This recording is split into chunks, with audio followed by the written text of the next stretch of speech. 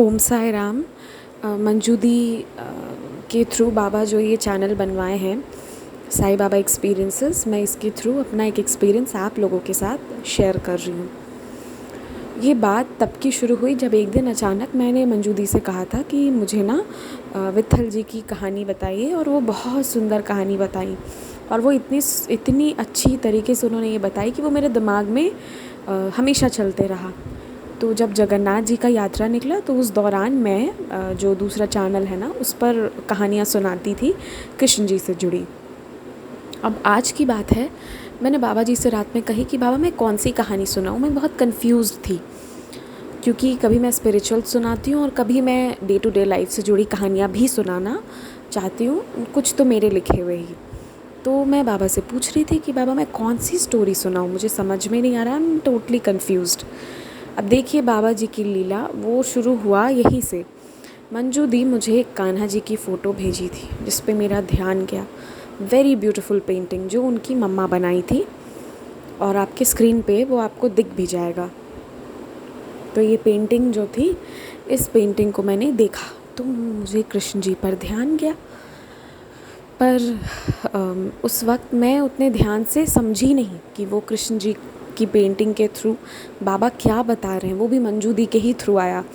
मंजू दी के मैसेजेस के थ्रू कई बार मेरे बहुत सारे एक्सपीरियंस होते हैं, चाहे संदेश से जुड़े हों या इनके द्वारा शेयर किया गया कोई पेंटिंग हो, उसके थ्रू मेरे बहुत सारे आंसर्स मिलते हैं, डाउट्स क्लियर होते हैं। तो बस वही हुआ मेरे साथ आज भी। तो पर मैं समझ नहीं पाई उस वक्त कि कान्हा जी का। फिर देखिए सेकंड एक्सपीरियंस क्या हुआ। उसके बाद एक हैं एक बाबा के डिवोटी हैं, वो ना रोज़ बाबा के वीडियो एक ज़रूर सुबह सुबह भेजते हैं, और क्योंकि वो रोज़ का उनका है भेजने का, तो मैं कभी इंटरेस्ट लेके उनका नहीं चेक करती हूँ और उनका चेक नहीं करती हूँ। पर देखिए बाबा कैसे रिप्लाई करते हैं। आज बाबा मुझसे वो ज़बरदस्ती चेक करवाएं। जब बाबा मुझसे, मैंने चेक करी, क्यों मेरा एक बार मैं खोल के रोज़ देख के उनका क्लियर चैट करती हूँ बिना चेक किए, कि वो रोज़ लंबी लंबी वीडियोस भेज देते हैं। पर आज क्यों मैंने खोला मुझे नहीं मालूम, पर मैंने खोला और मैं वो वीडियो हल्का सा प्ले की, और प्ले करते ही बहुत सुंदर बाबा थे, और बाबा के पीछे विट्ठल जी थे।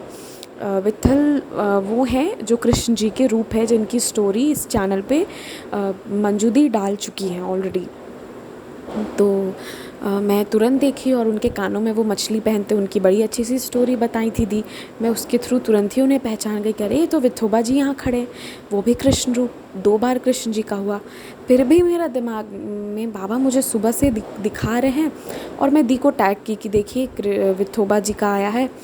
अब मुझे थोड़ा थोड़ा क्लियर होने लगा कि शायद आज बाबा कह रहे हैं कान्हा जी की स्टोरी डालो, पर इतना ध्यान मैं नहीं दे रही थी। फिर देखिए कब मेरा ध्यान गया। मेरा ध्यान तब गया जब मैं ना आज क्या हुआ कि पूजा का सामान हम लोग मंगवा रहे थे। कल थर्सडे है ना, तो थर्सडे के पहले जो भी तैयारी होती है कर लेते हैं। तो हम धूप बत्ती, थर्सडे का स्पेशल जो भी है सब कुछ अपना, अगरबत्ती, धूप बत्ती हुई, घी हुआ, जो भी चीज़ें हैं, वैसे तो घर पे रहता है, लेकिन एक थर्सडे का अपना अलग से कपूर हुआ, जो भी हुआ वो सब हम मंगवाते हैं। तो धूप बत्ती भी मैंने लिखी, और जो धूप बत्ती आने वाली थी ना, वो धूप बत्ती यहाँ पे मैं वहाँ पे लिखा हुआ था साईं धूप बत्ती देने।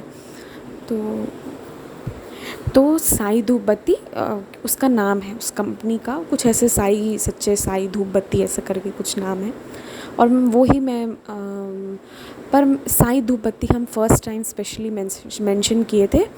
पर मैं बाबा जी से बोली कि बाबा आपको ना जो धूप बत्ती मंगवाना होगा, आप वो वाला धूप बत्ती जो है, मतलब वो ही धूप बत्ती आप मंगवाइएगा जो आपको पसंद आए। और ये प्रेयर्स मैं हमेशा बाबा से डालती हूँ, बाबा ये जानते हैं। उससे जुड़ी मेरी और भी एक्सपीरियंसेस हैं, उसके फॉर्म में बाबा मेरे घर पे भी आ चुके हैं, जो मैं आप लोगों के साथ ना कभी शेयर करूँगी, इसी यहीं पे शेयर करूँगी जब मौका मिलेगा। तो क्या हुआ कि मैं बाबा से धूप बत्ती के लिए भी बोल दी कि बाबा आपको जो पसंद होगा वो आप ले आइएगा। मैं हर बार यही बोलती हूँ कि जो मन होगा वही भिजवाइएगा। और बाबा की लीला देखिए, उसमें भी जो धूप बत्ती आया ना, हमेशा साईं धूप बत्ती आता था।